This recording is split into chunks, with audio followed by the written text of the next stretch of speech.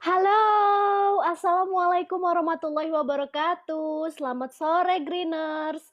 Selamat datang di Sustainable Talks by Green Movement Indonesia, episode 1, Dampak Pandemi Terhadap Sampah di Rumah. Powered by our Broadcaster Involvement Studio. Yeay, tepuk tangan virtualnya mana guys? Boleh nggak tepuk tangan virtualnya? Kasih love-nya dulu boleh ya? Coba aku lihat ya siapa aja nih yang udah bergabung. Halo, ada Marcelina 23, terus ada Fetty, ada Kiki, ada Dera, ada siapa lagi ya? Ada Devia, dan masih banyak lagi yang nggak bisa aku sebutin satu persatu. Terima kasih udah bergabung. Oh ya, selama sesi live ini berjalan, silahkan ya yang mau bertanya ataupun berpendapat boleh ditulis di kolom komentar. Jangan lupa sertakan juga nama dan lokasi atau asal kamu dari mana ketika memberikan pertanyaan atau pendapat. Nanti yang beruntung akan kami bacakan, terus nanti bakalan dijawab juga langsung sama narasumbernya, dan pertanyaan terbaik akan mendapatkan hadiah loh. Jadi jangan lupa untuk kirimkan pendapat kalian ataupun pertanyaan dari kolom komentar boleh kapan aja selama sesi live berjalan. Cuma nanti sesi Q&A-nya ada cerita sedikit nih tentang kenapa topik ini yang dipilih untuk episode perdana kita. Jadi beberapa waktu lalu aku sama Green Movement Indonesia sempat bikin polling kecil-kecilan nih di Instagram. Kalau kita mau ngobrol-ngobrol online, enaknya ngebahas topik apa ya? Energi terbarukan dulu atau pengelolaan sampah dulu? Ternyata banyak dari kalian, banyak dari Greeners semuanya yang lebih tertarik untuk bahas topik pengelolaan sampah. Wah, ini tuh pas banget ya. Selama pandemi ini kita di rumah aja, kita kan jadi sering belanja online atau delivery makanan. Nah, yang aku rasain sih, kayaknya jadi makin banyak sampah nih di rumah.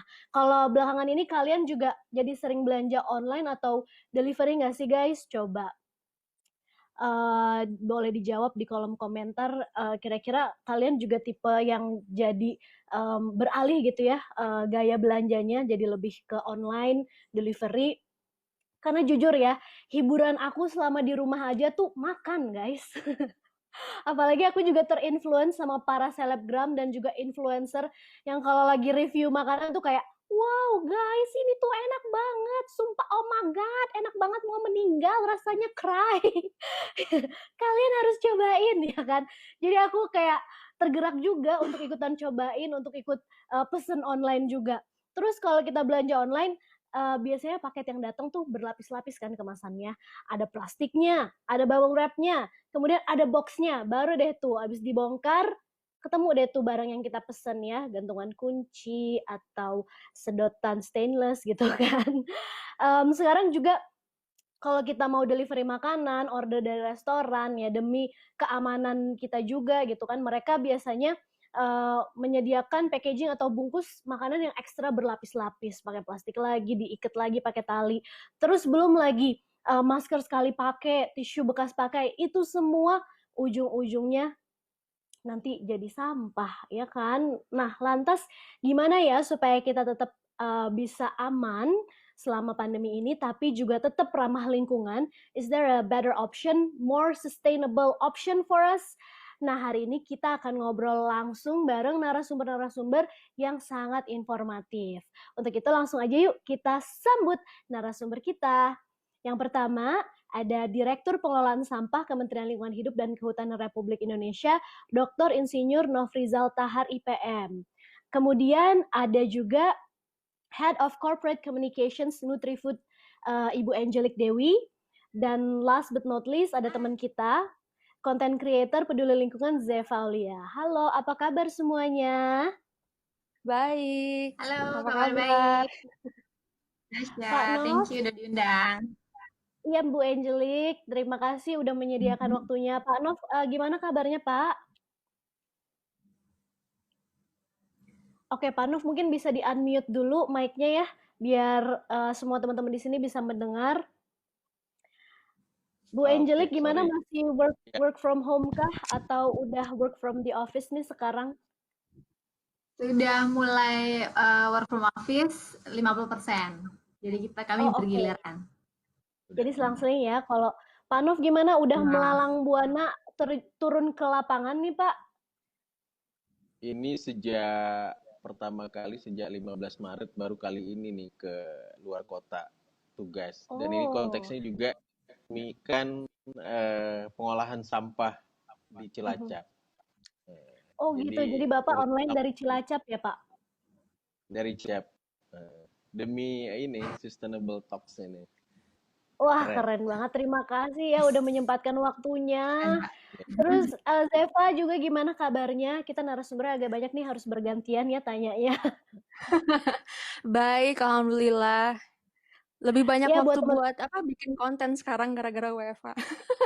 pastinya makanya nih teman-teman yang mungkin sekarang udah join, yang belum subscribe YouTube-nya Zeva, buruan di-subscribe karena banyak banget konten-konten yang kreatif tentang lingkungan hidup dan juga gimana caranya untuk bisa ramah lingkungan. Pokoknya semuanya I encourage you to subscribe to her channel. Tadi juga aku nonton yang Live in 2050 gitu kan. Wah, keren banget. Nah, seru Makasih, nih Tasya. kita jadi bisa kumpul-kumpul virtual gini ya Pak ya, sama Mbak Angelik dan juga Zeva. Jadinya kumpul-kumpul virtual kita tuh berfaedah gitu kan. Nah, sebelum kita ngobrol-ngobrol nih, buat para greeners atau teman-teman semuanya yang udah join, kita kasih dulu dong tepuk tangan virtualnya buat para narasumber. Yeay, kasih love-nya dulu mana. Wah, banyak banget loh Pak yang udah kasih love, udah kasih halo-halo, kasih emoji-emoji lucu.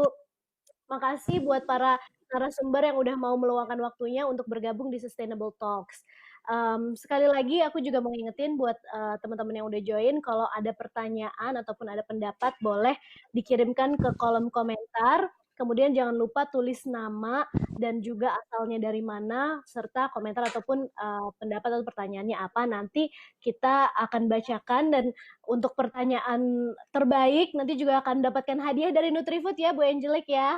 Yeay, ya. Nah, nanti juga Pakai produk setelah sehat. Oke, biar tambah sehat lagi.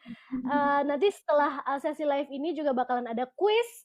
Jadi make sure kalian nonton sesi live ini dari awal sampai akhir karena nanti bakalan ada ujiannya, guys. Ada quiznya yang berhadiah juga di Instagram @greenmovement_id. So make sure to follow greenmovement_id juga. Oke, let's get to the business. Mari kita ngobrol nih. Tadi kan di awal aku udah sempet singgung ya bahwa selama kita di rumah aja mungkin gaya belanja kita jadi shift nih, yang tadinya kita mungkin belanja langsung ke stores, kita nge-mall, kita belanja di pasar, mungkin apalagi khususnya anak-anak muda, anak-anak milenial sekarang lebih prefer untuk mengurangi keluar rumah dan belanjanya jadi online shopping dan juga delivery. Aku pengen tanya ke Pak Nov nih, gimana sih Pak Ya, kenaikan sampah rumah tangga selama pandemi ini? ya, terima kasih Tasya Kamila. Pertama, saya apresiasi dulu nih sama Green Movement Indonesia, sama Tasya ya, episode pertamanya tentang dampak pandemi terhadap sampah di rumah. Mudah-mudahan ini memberikan pencerahan, dorong perubahan perilaku yang masif di publik tentunya, menjadi greener semua gitu loh. Dan juga Amin. teman-teman ada Mbak Angelik Nutrifood yang keren, kemudian juga Mbak Halo, Pak. Zeva Aulia, ya Mbak Zeva Aulia ini saya Ya, juga konten kreator. Nah, ini orang yang hebat ini sebenarnya yang membuat back mind kita berubah tentunya ya. Pertama saya mau cerita dulu tentang kondisi pandemik COVID ini konteksnya dengan persoalan sampah di Indonesia. Secara umum kalau kita lihat kondisi-kondisi pengelolaan sampah atau persampahan kota di Indonesia itu pada masa pandemik ini memang secara umum kalau kita lihat skala kota itu mengalami penurunan yang signifikan. Jadi misalnya kalau kita lihat kota-kota yang sifatnya komuter itu misalnya Surabaya, Jakarta, itu bisa sehari itu mengalami penurunan sampah yang dibuang ke landfill sistemnya itu 10-15%.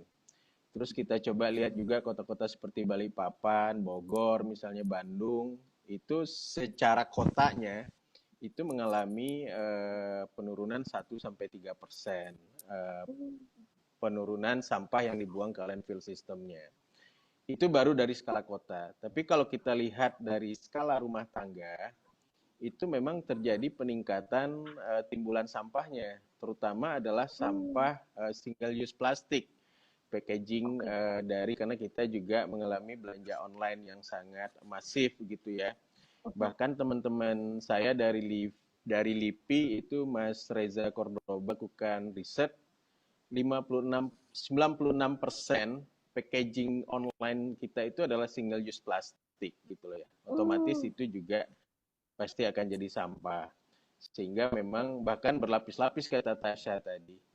Jadi poin yang pertama yang ingin saya sampaikan adalah di samping memang ada persoalan yang positif, terjadi penurunan yang signifikan timbulan sampah skala kota, tapi juga ada terjadi memang di skala rumah tangga itu terjadi peningkatan timbulan sampah khususnya single use plastik packaging, terutama untuk belanja online.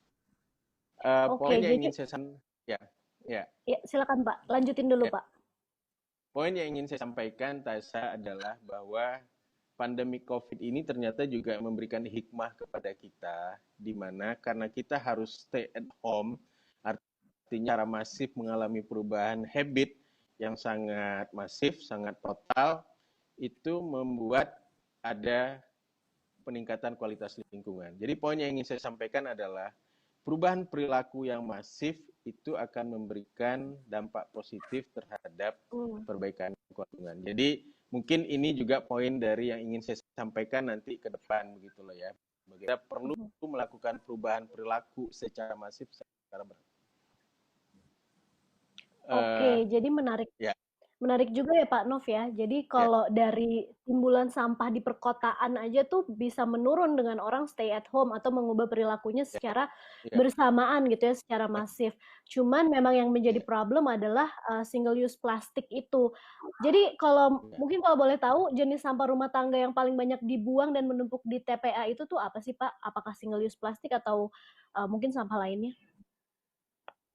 Iya, pada masa pandemi COVID ini memang single use plastik itu meningkat. Karena memang kalau secara umum kan komposisi sampah kita itu kan memang 50% itu pasti sampah basah, sampah organik di rumah. Tapi pada masa pandemi COVID ini mungkin juga karena mungkin ada panic attack juga ya buat kita, karena pengen higienis dan sebagainya, semuanya pengen dilapis-lapis, 10 lapis juga dilakukan, padahal juga kalau lapis terakhirnya dipegang orang yang kena COVID juga pasti sama juga gitu kan. Jadi memang itu yang terjadi. Cuma saya ingin sampaikan juga bahwa kita harus kembali tentunya kepada kondisi yang sebenarnya, karena memang persoalan sampah itu kan juga harus bisa kita selesaikan dari beberapa pendekatan. Pendekatan pertama sebenarnya adalah pendekatan minim sampah tadi. Bagaimana semaksimal mungkin orang itu mencegah, membatasi, atau mengurangi timbulnya sampah.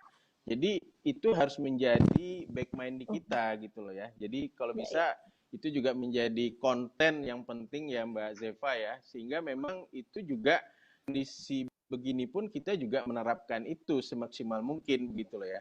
Jadi kalau misalnya belanja gitu ya tetap bawa reusable bag gitu loh ya. Itu juga kita sendiri yang bisa memastikan reusable bag itu terkontaminasi apa enggak, karena kita yang pakai gitu loh. Dan nyampe di rumah tentu kita cuci dong gitu loh, jangan nggak dicuci gitu loh. Jadi itu nggak benar menurut saya yang memberikan statement bahwa menggunakan single use plastik lebih higienis daripada reusable bag. Itu salah menurut saya gitu. Itu adalah pelintiran sebenarnya gitu loh, dan itu mungkin juga karena kondisi panik sebenarnya pada awal. Ya. Betul, wah mungkin bisa kita serapi ya Greeners semuanya, teman-teman yang lagi nonton, bahwa ternyata mungkin memang harus dari kitanya dulu gitu ya, sebelum menuntut orang lain untuk lebih higienis, mungkin dari kitanya dulu, kita sendiri bawa bawa reusable bag yang mungkin kita bisa kontrol juga, apakah ini bersih atau nggak bisa kita cuci lagi. Iya. Terus juga jangan sampai masa pandemi ini membuat kita jadi mundur gitu ya dari perilaku ramah lingkungan jadi nggak Iya. ramah lingkungan lagi gitu kan karena panik. Oke, sekarang aku mau nanya nih ke Bu Angelique dari sisi private sector atau pelaku usaha gitu kan. Apakah gaya belanja baru yang serba online di masa pandemi ini mempengaruhi cara packaging atau pengiriman barang ke konsumen sih? Oke, thank you Tasya. Thank you Green Movement ID. Pertama-tama juga aku mau say thank you udah diundang. Di episode pertamanya, Nutrifood diundang sebagai perusahaan pertama nih berarti ya yang diajakin buat Sustain Talk ya, Sustainable Talks. Ya tadi untuk selama masa pandemi ini, perubahan packaging selama online itu sebenarnya kalau di Nutrifood ya, aku ngomongin di Nutrifood dulu. Produk-produk Nutrifood itu yang paling banyak dipesan secara online itu kebetulan memang produk-produk yang kemasannya berupa dus gitu. Jadi selama pandemi tanya juga ke tim e-com kami gitu ya, tidak terjadi shifting yang terlalu besar terhadap jenis kemasan yang produk yang dipesan gitu. Mungkin kalau belum buat teman-teman greeners yang belum tahu, Nutrifood ini kita memproduksi produk-produk makanan kesehatan. Terus kemudian juga kebanyakan itu bentuknya dus. Jadi kalau untuk packagingnya sendiri biasanya kami kirim dalam bentuk box juga gitu. Jadi kami masukkan ke dalam box dan selama ini sebelum pandemi juga kami tidak lapis-lapis dengan plastik sih gitu. Kalau untuk yang produk yang bentuknya box kita masukin ke dalam box lalu dilakban gitu aja sih sebenarnya untuk pengirimannya gitu. Tapi memang ada beberapa produk yang bentuknya botol kaca, which is itu memang perlu dilindungi supaya aman sampai ke konsumen ya gitu, karena seperti mungkin kita tahu juga handling di kurir pengiriman barang itu kan tidak yang benar-benar hati-hati dibawa ya, kadang-kadang dilempar gitu kan, kalau nggak ketangkep atau gitu kan. Jadi untuk menjaga agar produknya tetap aman atau utuh, tidak pecah, itu memang kami bungkus. Gitu.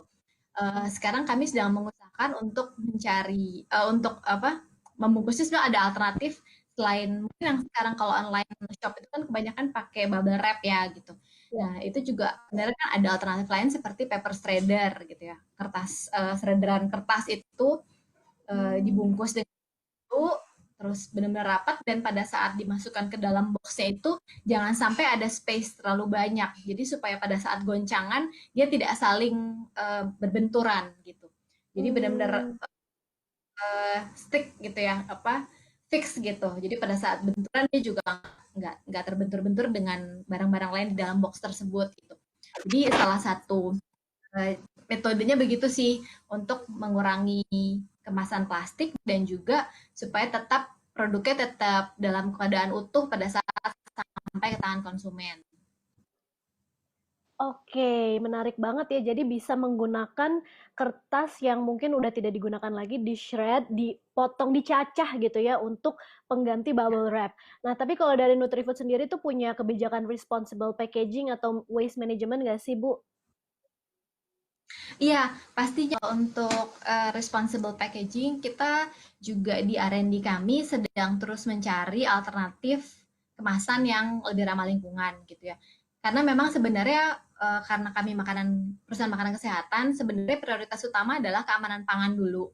Jadi memang fungsi dari kemasan ini termasuk plastik itu kan sebenarnya melindungi produk agar tetap aman, higienis pada saat dikonsumsi oleh konsumen itu tetap aman gitu ya. Nah, tapi kami juga secara terus-menerus tetap kemasan-kemasan yang ramah lingkungan seperti apa.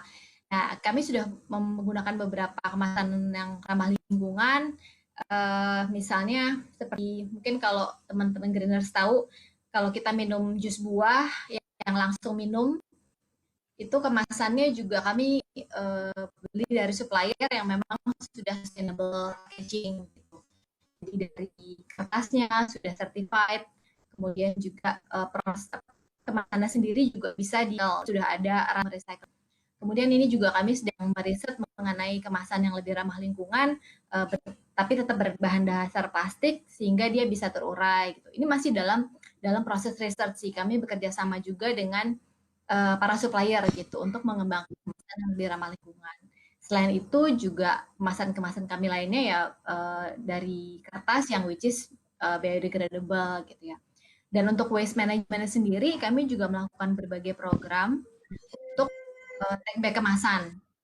Jadi kita juga dengan program marketing dan promotion supaya lebih menarik buat konsumen agar mereka bisa mengirimkan kembali kemasan kosong, lalu kami recycle kemasan tersebut. Itu salah satu usaha-usaha yang kami lakukan untuk waste management untuk kemasan produk kami. Gitu. Oke. Jadi ada beberapa inovasi dan juga masih di-develop juga ya. Mungkin kalau misalkan ada teman-teman Greeners nih yang punya inovasi mungkin bisa reach out juga nih ke Bu Angelique gitu ya untuk kasih kabar terkini ataupun untuk kasih penemuan terkini apakah ada packaging yang lebih sustainable gitu. Kalau ada yang mungkin di sini pernah riset untuk sustainable packaging silahkan gitu. Nah, terus sekarang aku mau ke Zeva nih. Kita kan sebagai konsumen juga perlu menjadi konsumen yang bertanggung jawab gitu ya.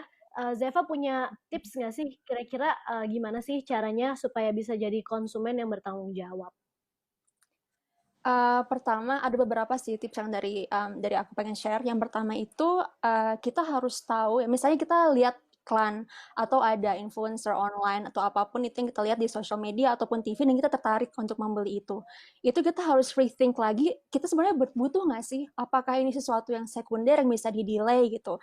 So kita harus kayak mindset kita juga harus di shift, harus di setting apakah ini sesuatu yang perlu kita beli sekarang juga, karena kan seperti yang kita tahu banyak banget godaan ya Bu di luar sana. Jadi harus dipikir-pikir ulang lagi, do we really need it or not, karena bakalan ada selalu produk yang baru tiap saat, tiap detik bahkan. Jadi kita harus keep in mind soal itu. Terus selain itu juga kita sebaiknya jadi conscious consumer atau konsumen yang memiliki pencerahan gitu terhadap isu-isu lingkungan. Nah, kalau misalnya kita bahas soal isu-isu lingkungan dan ada kaitannya juga dengan proses beli membeli ini, sebaiknya juga teman-teman belajar atau lebih cari tahu mengenai management supply chains atau bahasa Indonesianya itu manajemen rantai pasok. Karena ini tuh bakal ada pengaruhnya nggak cuma ke lingkungan sekitar, ke alam, tapi juga ke manusia. Manusia yang saya sebut ini, contohnya nih, ada suatu produk, suatu brand, dia mempekerjakan berbagai macam orang, termasuk misalnya apakah itu masyarakat adat, atau orang-orang di perkampungan, orang-orang pedesaan, the last mile people. Kita juga harus lebih aware apakah brand yang kita beli itu juga secara hak-hak lingkungan dan hak-hak manusia juga nggak melanggar poin-poin tersebut dalam memproduksi produk-produk mereka. So I think it's very important soal conscious consuming as well gitu. Terus selain itu teruslah cari ilmu gitu ke berbagai sumber, apakah itu sumber akademis ataupun non akademis. Pasti kan teman-teman di rumah juga kadang aduh males ya baca jurnal atau baca artikel berita misalnya. Mungkin bisa juga follow teman-teman yang juga udah banyak publikasi soal misalnya zero waste management atau less waste management di social media. Sebenarnya di Indonesia tuh sekarang lagi gencar-gencarnya ya, ada berbagai komunitas yang juga punya account di Instagram, di Facebook, tapi terutama di Instagram sih, yang sharing ilmu gitu, bagaimana kita hidup lebih eco-friendly dan menjadi konsumen yang lebih bertanggung jawab. So I think dari hal-hal seperti ini bisa jadi kunci buat kita menjadi konsumen yang bertanggung jawab.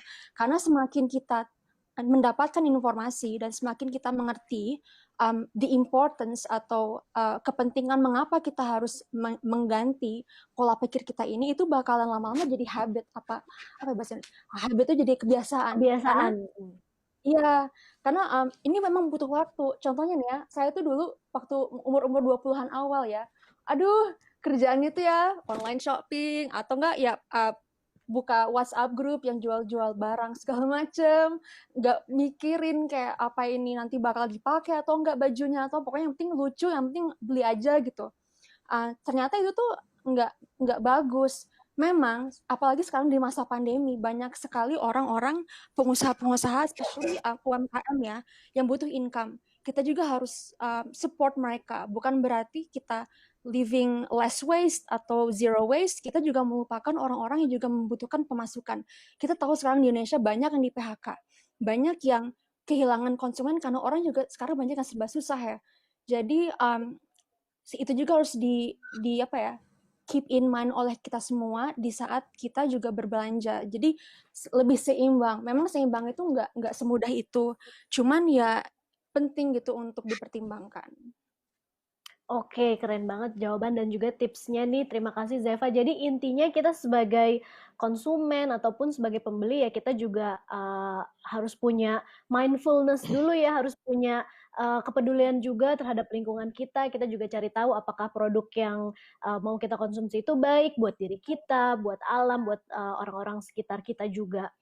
Oke, kalau teman-teman di rumah nih mau mulai mengelola sampahnya di rumah, Zeva mungkin ada tips-tips nggak buat teman-teman yang mau mengelola sampahnya seperti apa sih? Oh, ini agak thorough ya. Jadi ada namanya strategi 3 pintu. Jadi ini tuh strategi pintu depan, pintu tengah, sama pintu belakang. Nah, strategi pintu depan itu tuh jadi sebenarnya kita kalau bicara soal pengolahan sampah itu tuh nggak dimulai dari pas kita udah punya sampah di tangan kita, enggak.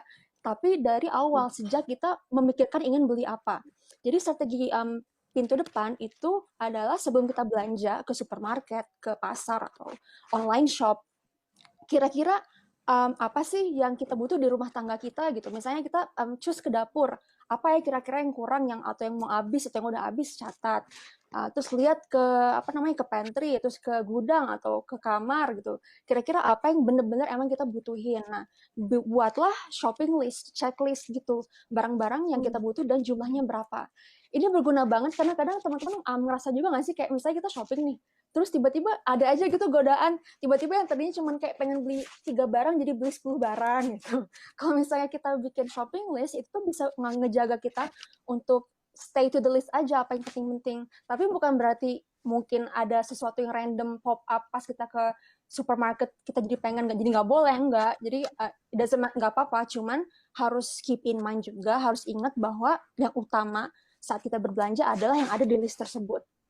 Terus selain itu, of course, sebelum kita pergi ke supermarket juga harus menyiapkan tas-tas belanja, wadah-wadah, sarung-sarung yang bisa membantu kita untuk tidak menggunakan plastik. Apalagi kan di Jakarta ya, Pak Nofrizal sekarang kan udah nggak bisa pakai plastic bags, right? Jadi kalau misalnya kita bawa wadah-wadah sendiri itu juga bisa membantu proses shopping kita. Terus juga yang harus keep in mind adalah tempat kita berbelanja. Memang masyarakat Indonesia itu kebanyakan mereka paling nyaman ya berbelanja itu di minimarket, di supermarket. Tapi jangan lupa, boleh juga kalau kita mix and match, misalnya kita juga belanja ke pasar tradisional. Karena of course, as we know, orang-orang yang menjual produk-produk di pasar adalah orang-orang yang uang yang mereka menghasilkan akan menghidupi keluarga mereka gitu. Dan banyak orang mungkin kayak, aduh males lah ke pasar becek, atau enggak pasti sedek, apalagi kan sekarang lagi pandemi gitu. Jadi kalau misalnya ke pasar, pakailah masker, pakailah face shield. Selain itu lagi up and coming itu tuh bulk store atau pasar curah atau toko curah. Ini juga bisa jadi alternatif teman-teman selain ke supermarket. Karena di sana kan bisa di kilo ya. Jadi tinggal masukin aja ke wadah-wadah yang teman-teman siapin. Nah, terus strategi yang pintu tengah itu lebih bagaimana kita mengolah di rumah. Waste management itu seperti apa? Jadi gini, kalau misalnya kita di rumah, kita kan memproduksi barang dan juga mengkonsumsi barang. Gimana kita memproduksi dan mengkonsumsi barang itu secara sustainable, secara berkelanjutan. Contoh memproduksi barang adalah misalnya kita di dapur kita masak. Kita kan menghasilkan makanan dan minuman kan. Apakah proses itu ramah lingkungan atau enggak? Terus kalau misalnya mengkonsumsi barang itu misalnya ya kita pakai produk skincare, kita makan minuman dan makanan tersebut gitu. Dan kita harus make sure bahwa semua proses ini itu tuh menghasilkan sampah seminim mungkin atau sisa-sisa produksi dan konsumsi kita seminim mungkin. Dan ini bakal lanjut ke nanti aku ke soal strategi pintu belakang ya. Nah, selain itu juga soal pembuangan sampah. Banyak masyarakat yang bingung. Kebanyakan kan orang Indonesia itu buang sampah itu di plastik kecil-kecil bekas Shopee kan dulu, perintilan-perintilan gitu ditaruh jadi tempat sampah. Nah, kalau saya sebenarnya lebih merekomendasikan untuk memakai trash bag yang besar. Ini belum common di Indonesia karena kan kalau di Indonesia tuh sistemnya nggak kayak di luar ya. Kalau di luar tuh kan biasanya orang punya kayak big bins segede gaban gitu, terus kayak bisa masukin kayak trash bag gede banget dan itu tuh kayak per mingguan gitu kita buang. Nah di supermarket tuh suka ada yang jual itu, jadi mungkin bisa pakai trash bag seperti itu dan mereka juga tipe-tipenya plastik yang lebih bisa mudah terurai. Nah, biasanya kalau untuk trash bag yang besar ini saya taruh untuk bahan-bahan anorganik. Kayak misalnya botol-botol atau enggak kayak cans, tin cans seperti itu dan dipisah dengan sampah organik rumah tangga. Nah, sampah organik rumah tangga itu nanti dipisahkan di tempat yang beda. Misalnya kalian punya bucket, punya ember, atau punya kayak kardus, itu taruh semua sampah-sampah basah di situ. Jadi jangan disatukan dengan sampah-sampah anorganik. Nah, selain itu juga yang bisa teman-teman lakukan untuk strategi pintu tengah adalah upcycling. Misalnya kita ada barang-barang di rumah yang sebenarnya udah nggak oke lagi, tapi masih bisa dipakai nih. Kenapa nggak kita raise the value? Jadi nilainya ditambah, dibuat ulang menjadi barang-barang yang lain. Jadi kayak nggak cepet dibuang aja gitu. Selain itu juga, kalau misalnya kita ada barang yang rusak, kenapa nggak kita berusaha untuk memperbaikinya? Mungkin masih bisa di-save, masih bisa ditolong gitu. Kalau misalnya kita mungkin nggak punya keterampilan untuk menjahit atau apa, atau menambal, mungkin juga bisa ke tempat-tempat servis yang bisa membantu untuk memperbaiki barang tersebut, apakah itu tas atau baju gitu. Terus selain itu, cobalah untuk memakai barang yang udah ada. Jadi jangan gampang tergiur untuk beli sesuatu yang baru. Kalau misalnya masih ada, kenapa harus punya 5 gitu? Misalnya ini aku punya jeans, sebenarnya sih jeansnya masih bagus, tapi aduh, kayaknya pengen beli kayak 7 model lagi. Really, apakah itu perlu? Juga harus dipikir ulang. Nah, terus pintu belakang nih, just quickly. Ya. Strategi pintu belakang itu bagaimana kita setelah tadi aku kan share soal memilah-milah sampah, memisah antara anorganik dan organik, bagaimana kita mungkin menemukan sampah-sampah yang ternyata bisa dipakai lagi kok, nggak dibuang segampang itu gitu. Nah, ini hubungannya dengan mengompos gitu. Jadi kalau misalnya kita punya sampah-sampah organik, kenapa kita nggak belajar soal caranya mengompos di rumah? Karena ini kompos itu berharga banget, apalagi kalau misalnya kita punya taman, atau ya mungkin yang tinggal di apartemen, atau tinggal di kosan, punya pot bunga indoor gitu. Itu kita bisa pakai si kompos itu untuk memupuki tanaman-tanaman kita. Dan itu ada caranya tersendiri. Karena nih, saya pernah baca di Indonesia tuh permasalahan, kita tuh termasuk negara yang memiliki sampah organik terbanyak gitu. Kita tuh kira-kira, correct me if I'm wrong, Pak Nofrizal, jadi sekitar 80-70% sampah di TPST itu tuh sampah organik, dan sisanya tuh sampah-sampah anorganik. Dan masyarakat kita itu juga punya kecenderungan untuk mencampur sampah kan. Padahal kalau misalnya sampah sudah tercampur, kadang itu susah untuk nge-recycle barang-barang yang harusnya bisa di-recycle karena sudah terkontaminasi. Iya. Jadi malah nggak bisa gitu, dan it's something yang harus kita ubah gitu, karena juga kasihan gitu pekerja-pekerja kebersihan di TPS, di TPA, mereka juga jadi rempong, jadi rebek, karena kita juga harus menghargai ya, walaupun mereka statusnya pemulung, statusnya pekerja di TPS, TPA, tanpa mereka kita tuh banyak yang bakal kesusahan gitu. So we have to ease their burden, jadi kayak mempermudahlah pekerjaan mereka. Itu aja sih. Jadi strategi 3 pintu itu ya guys. Oke, benar-benar lengkap banget ya strateginya, dari mulai mengurangi sampah, dari mulai our choices ataupun pilihan-pilihan kita terhadap produk-produk yang mau kita beli, dan keputusan kita apakah harus membeli produk itu apa enggak sih untuk mengurangi sampah. Kemudian kita juga bisa mengelola sampah di rumah dengan memilah sampah dan mengolah kembali sampah, kayak sampah organik bisa dijadikan kompos, sampah anorganik mungkin bisa dijadikan barang-barang yang berguna lagi gitu. Oke, tadi Zeva sempat singgung nih Pak Nov tentang kebijakan Jakarta bebas single use plastik gitu. Jakarta bebas sampah plastik sekali pakai. Uh, Ya. sebelumnya juga aku juga sempat ngikutin tuh, kita udah sempat ada trialnya yang tadinya disuruh bayar 250 perak gitu kan kalau misalkan mau pakai plastik, terus sekarang berevolusi lagi ke kebijakan baru, dan di kota-kota lain juga tampaknya aku lihat juga ada beberapa kota yang memang udah lebih dulu memberlakukan kebijakan seperti ini. Nah, Pak Nov, kebijakan seperti ini tuh emang efektif nggak sih mengurangi sampah plastik, dan pada prakteknya susah nggak sih untuk bisa memberlakukan peraturan ini? Makasih Tasa. Sebelum saya respon pertanyaan Tasa, saya kasih komen dulu tentang Zeva Aulia ya. Saya Silakan, Pak. pikir saya pikir kalau 267 juta penduduk Indonesia Zeva Aulia udah beres persoalan sampah kita kayaknya Tasa. Selamat ya, kasih ya. Jadi kalau saya bilang Zeva Aulia ini kalau dalam pengolahan sampah itu saya juga memberikan klasifikasi Tasa. Ada yang klasifikasi sufi, ada yang abangan, ada yang nggak mau tahu. Jadi kalau Zeva klasifikasinya sufi dalam pengolahan sampah. Tepuk tangan dulu untuk Zeva. Mulai kasih Ya, Masih love-nya ya. belajar kok, Pak. ya. Kasih apa? Gimana? Oh Kasih iya, love-nya gitu. saya nggak. Biar nanti yang nonton pada pencet love, Pak. Gitu, Pak, caranya, Oke. Pak. Kalau online di Instagram, Pak. Yang ke milenial soalnya. Saya generasi bubi soalnya. Jadi agak gaul. Harus tanya sama Caca dan kakak di rumah nanti nih gimana nih. Yang kedua saya mau cerita mengenai itu tadi kayak Tasha tanyakan tadi. Jadi kan sebenarnya ini strategi pintu satu sebenarnya yang disampaikan Zeva tadi. Jadi bagaimana kita semaksimal mungkin membatasi timbulnya sampah. Memang selama ini kan yang kita lihat sampah plastik itu yang paling banyak kita lihat di TPA yang kita temukan itu hampir 50% itu kan memang single use plastic bag, di samping juga sampah plastik lainnya. Sebenarnya kita ingin memulai sebenarnya mencoba pintu pertamanya dari cuma single use plastik ini sebenarnya, single use plastic bag. Karena apa?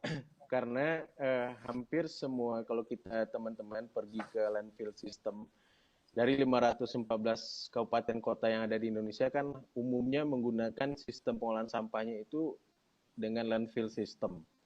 Kalau teman-teman lihat ke sana itu isinya penuh dengan single use plastic bag, karena juga single use plastic bag itu digunakan untuk membungkus sampah organiknya gitu loh. Padahal kan itu bukan didesain untuk itu sebenarnya single use plastic bag gitu loh ya. Jadi memang kebijakan-kebijakan yang dilakukan oleh misalnya kemarin pemerintah khusus DKI Jakarta dengan pergubnya itu sebenarnya juga mereka juga melakukan riset dulu sebenarnya Tasa. Jadi mereka menanyakan sebenarnya kepada publik bagaimana sebenarnya publik melihat ini. Jadi sebenarnya itu sudah ada keinginan hasil survei, beberapa survei yang kita dapatkan juga dari media populer ya, bahwa sebenarnya masyarakat itu ingin sekali melakukan pengurangan sampahnya, ingin sekali melakukan diet pengurangan sampahnya. Makanya begitu pemerintah daerah membuat regulasinya, kita bisa lihat, coba sejak 1 Juli sampai sekarang kan nggak ada resisten di masyarakat ya. Masyarakat bahkan dengan senang hati, dengan bangganya kalau dia bawa reusable bag di mall jalan-jalan, dia menunjukkan ini adalah lifestyle baru, ini adalah gaya hidup masa depan dan masa kini begitu loh ya. Jadi ada kebanggaan tersendiri juga di kalangan orang-orang. Bahkan menurut saya kalangan milenial lebih bangga lagi menggunakan itu menurut saya. Jadi kebijakan itu memang efektif. Karena apa? Karena intinya masyarakatnya sendiri sudah punya keinginan yang sangat kuat melakukan itu. Makanya begitu ada kebijakan, ada regulasi, ada aturan, atau caranya disampaikan oleh pemerintah, masyarakat dengan senang hati melakukannya itu. Jadi saya pikir ini sangat efektif ya, karena memang apalagi kalau regulasinya itu didasarkan pada riset dulu sebelum dikeluarkan. Terima kasih. Ya. Oke, terima kasih atas jawabannya Pak Nov. Jadinya kalau aku bilang sih emang kalau millennials Jakarta gitu ya, anak-anak Jaksel, pokoknya yang millennials millennials Jakarta kayaknya udah mulai aware juga ya soal gaya hidup yang lebih ramah lingkungan dan menganggap gaya hidup yang ramah lingkungan itu tuh lebih lebih kekinian, lebih keren gitu kan, lebih sustainable. Oke, aku sekarang mau tanya lagi nih ke Bu Angelic. Ada tips-tips nggak sih untuk para online seller atau teman-teman UMKM yang mau bikin packaging yang lebih ramah lingkungan, tapi juga tetap aman gitu nyampe ke tangan konsumennya. Dan kalau bisa sih juga yang lebih cost efficient gitu. Mungkin ada tips nggak dari Bu Angelic? Oke, Tasya. Kebetulan saya pribadi online seller gitu ya. Jadi Oh, saya punya online shop jualan produk-produk yang memang ramah lingkungan. Jadi produk-produk itu menggantikan produk-produk yang sekali pakai. Gitu. Dan selama kira-kira udah hampir setahun saya coba jualan, boleh itu dikasih tahu berhasil dong untuk apa nama online shopnya, Bu? boleh ya. Boleh Online dong. shopnya namanya Natural, Angel Fit Natural. Itu jualan produk-produk ramah lingkungan seperti menstrual cup, kemudian menstrual pad untuk menggantikan pembalut sekali pakai gitu ya. Terus ada juga kayak sekali bambu, kemudian juga ada produk makanan organik juga. Nah itu selama Hmm. ini selama ini saya berhasil ngirimin produk-produk saya secara online itu tanpa plastik sama sekali gitu. Saya coba Wah, kalau misalnya ada sedikit gitu ya, saya masukin ke paper bag, lalu dilapis paling sama amplas, lalu saya pakai lakban kertas gitu.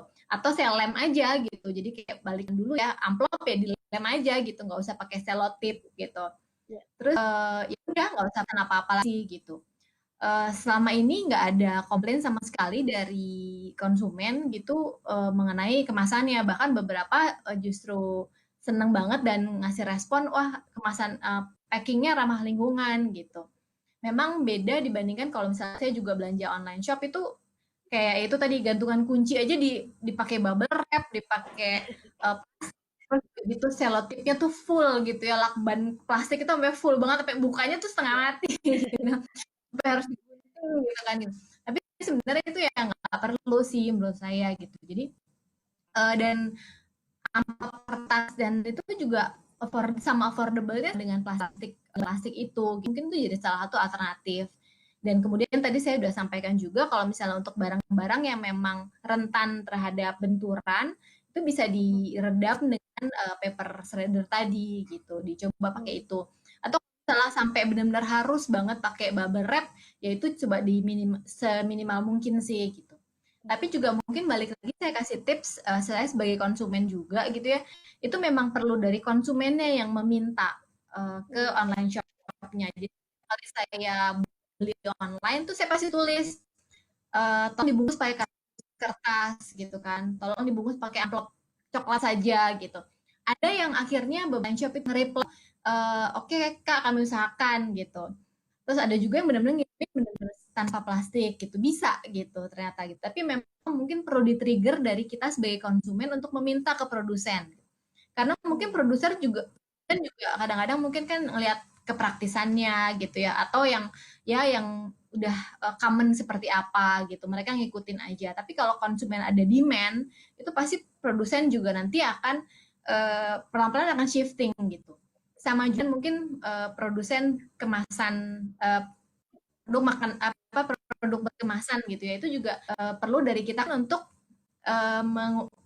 apa shout out gitu ya ke produsen gitu bahwa tolong dong kemasannya lebih ramah lingkungan gitu karena mungkin untuk produsen juga mereka ada risetnya gitu dan kalau misalnya tidak ada demand dari konsumen itu juga mungkin akan dengan urgent gitu tapi kalau ada demand dari konsumen kita ada demand untuk kemasan yang ramah lingkungan mereka produsen juga akan mengikuti dengan lebih cepat gitu mungkin tipsnya itu ya so far sih itu tadi saya berhasil sih untuk ngirim tanpa kemasan plastik sama sekali dan tanpa komplain dan tidak ada yang rusak juga sih so far gitu.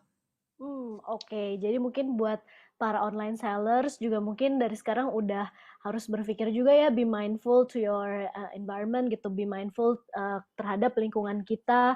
Kalau ada packaging yang bisa menggantikan plastik ataupun apapun yang ujung-ujungnya tuh jadi sampah dan tidak bisa terurai ataupun sulit untuk terurai, maka sebaiknya diganti dengan bahan-bahan yang lain. Kemudian kita juga sebagai konsumen juga harus bisa saling bergandengan tangan dan sama-sama demand create the change gitu within yourself. Perubahan itu dimulai dari diri kita sendiri. Oke, sekarang waktunya kita untuk masuk ke Q&A. Udah banyak nih sebenarnya yang bertanya, udah banyak juga yang kirim sapa-sapa, salam-salam. Pertanyaan dari Sena di Riau. Bagaimana cara alternatif untuk pengganti pengemas makanan supaya ramah lingkungan? Mungkin ada yang mau jawab, Bu Angelic atau Pak Nov. Kira-kira ada ide nggak pengemas makanan yang lebih ramah lingkungan pakai apa sih selain plastik mungkin? Boleh Ya, bantu silakan Bu mungkin Angelic. Ya.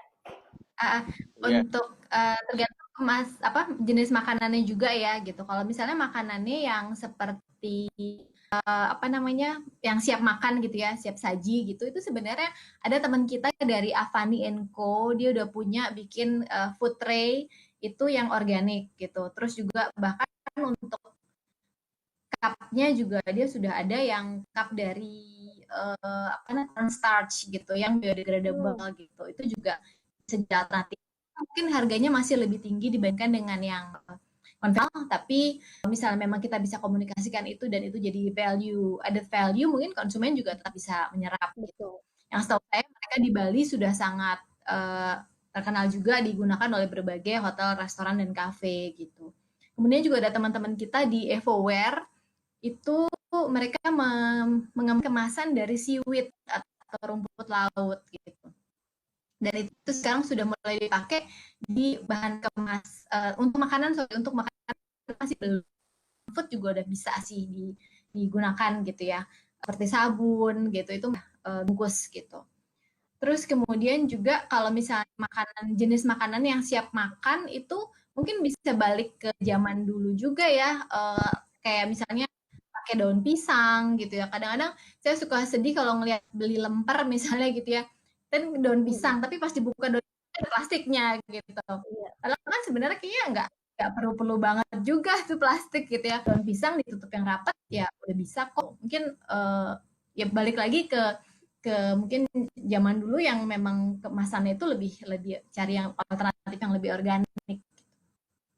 Oke, terima kasih jawabannya. Waktu kita singkat banget nih, tinggal sekitar 6 menit lagi. Ada satu pertanyaan lagi nih untuk Pak Nov dari Grace di Jakarta. Apa langkah-langkah dan penggunaan teknologi untuk menangani permasalahan limbah plastik selain dari sisi konsumennya, mengurangi atau melarang penggunaannya? Gimana nih Pak Nov? ya, terima kasih Tasa. Sebenarnya kita tuh pemerintah itu kan sudah punya undang-undang ya. Jadi kalau bicara undang-undang itu kita bicara dari hulu sampai hilir sebenarnya. Jadi kalau kita lihat stakeholder itu hulu sampai hilir, pertama itu adalah produsen sendiri, baik itu manufaktur, retail, kemudian juga pusat belanja, ataupun juga restoran, kafe, dan sebagainya. Kemudian yang di tengah itu kan stakeholdernya adalah konsumen kita, publik. Dan kemudian di hilirnya adalah dinas kebersihan pemerintah daerah. Jadi sebenarnya kita juga sudah masuk ke semua stakeholder ini juga. Jadi seperti saat ini sudah punya regulasi sebenarnya bahwa setiap produsen itu juga punya tanggung jawab. Ini mungkin juga Mbak Angelik ya di Nutrifood. Produsen itu juga punya tanggung jawab untuk mengurangi sampah yang berasal dari produk ataupun packagingnya. Jadi regulasi ini sebenarnya mendrive supaya juga produsen-produsen itu yang di sektor hulu juga mulai berinovasi, berkreativitas, mulai melakukan riset untuk mendapatkan packaging yang ramah lingkungan, atau juga melakukan bagaimana upaya supaya bisa misalnya melakukan kerjasama take back packagingnya, kemudian packagingnya bisa didaur ulang dan sebagainya. sehingga memang tanggung jawab itu juga diberikan kepada sisi teman-teman dari produsen ini. Jadi semua kita punya tanggung jawab. Jadi statement saya adalah bahwa di Undang-Undang Sampah kita, filsafatnya adalah sampah itu menjadi tanggung jawab semua orang. Sampahku menjadi tanggung jawabku. Jadi memang backman kita harus berubah. Bukan lagi buang sampah pada tempatnya. Kalau buang sampah pada tempatnya, pasti itu dia akan dibawa oleh petugas sampah, dinas kebersihan, nanti dibuangnya di TPA. TPA akan penuh dan kita cari lahan baru lagi, pindah lagi. Jadi ya harus kita ubah. Sampahku menjadi tanggung jawabku tadi, seperti yang dilakukan oleh Mbak Zefa. Jadi kalau mau beli bubur ayam, ya bawa dong tempatnya, jangan pulang bawa-bawa packagingnya styrofoam yang kemudian jadi sampah. 10 misalnya di rumah 10 orang langsung 10-nya jadi sampah gitu loh ya. Jadi kira-kira begitu, sampahku menjadi tanggung jawabku. Itu harus menjadi backman baru di kita semua. Terima kasih. Oke, terima kasih banyak nih atas jawabannya dan juga atas ngobrol-ngobrolnya nih kepada semua narasumber yang udah hadir di Sustainable Talks episode 1 dampak pandemi terhadap sampah di rumah. Banyak banget informasi yang kita dapatkan hari ini, seneng banget bisa kumpul-kumpul virtual dan ngobrol-ngobrol yang berfaedah yang juga jadi ilmu nih buat kita semua.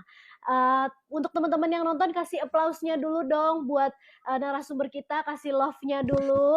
Terima kasih banyak dan tentunya terima kasih juga buat Greeners yang udah bergabung di Instagram Live Green Movement Indonesia Sustainable Talks episode 1 dampak pandemi terhadap sampah di rumah. Jadi kita semua udah paham ya dengan gaya belanja kita yang baru di masa pandemi ini, tentu ujung-ujungnya balik lagi ke diri kita sendiri, bagaimana kita bisa mengelola sampah dengan baik, bagaimana kita bisa mindful dan juga kita bisa aware dan peduli terhadap lingkungan kita dengan memilih produk-produk yang memang ramah lingkungan, dari packagingnya juga, kita bisa request juga, dan create demand gitu. Kita sebagai konsumen tuh kita punya power loh guys, untuk menentukan mau beli barang atau enggak gitu kan. Jadi kitalah yang menginfluence mereka untuk bisa hidup lebih ramah lingkungan lagi, untuk bisa mendukung sustainability dari bumi kita tercinta ini. Oke, jangan lupa Greeners, setelah sesi live ini akan ada kuis berhadiah di Instagram @greenmovement_id dan tentunya buat penanya terbaik dan pemenang kuis akan mendapatkan hadiah spesial dari Nutrifood. Pemenang yang beruntung akan diumumkan di Instagram @greenmovement_id, jadi jangan lupa di follow ya guys. Sekali lagi terima kasih kepada para narasumber telah bergabung, terima kasih atas ilmunya, atas waktunya.